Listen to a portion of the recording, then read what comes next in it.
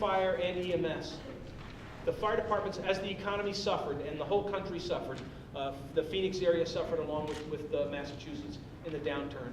What the fire chief did here, what the director did for EMS here, is what fire chiefs and directors did all over the country.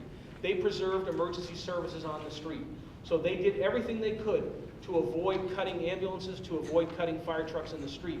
And the way they did that in a lot of places was by cutting support staff.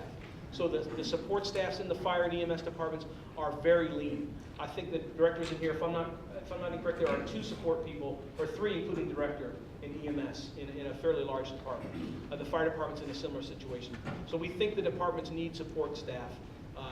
I'm pleased to say the fire department did add an administrative support person earlier this year. We think they need support staff. We also think that district chiefs should have other responsibilities other than just being on duty. If the merger takes place, or if the functional consolidation takes place, the district chiefs will be responsible for the paramedics that are on duty and the firefighters and fire officers. We also think that those district chiefs can be productive in other ways. And some of them already do this, but they could help with specifications on new pieces of equipment, with research on pieces of equipment, and they can do that while they're on duty. They're some of the highest paid people in the fire department, and we think they have the capacity to do that without too much trouble. Number 10 is to develop a vehicle replacement program that assures reliable EMS and fire department vehicles. We talked a little bit earlier about the importance of fire department vehicles and EMS vehicles, and I know this is completely unreadable in the slide, but what this is just a suggested plan for vehicle replacement for the fire and EMS departments over the next 10 years or so.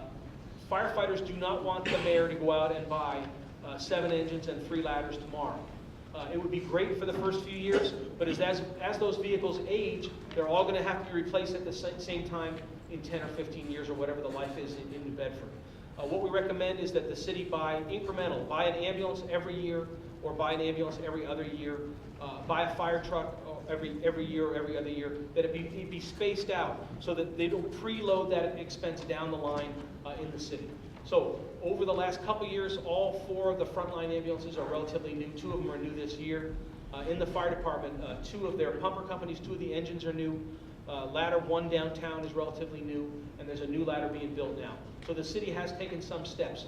Again, many cities deferred the purchase of vehicles during the economic downturn to preserve service to the citizens in the street, fire departments and the city organizations writ large.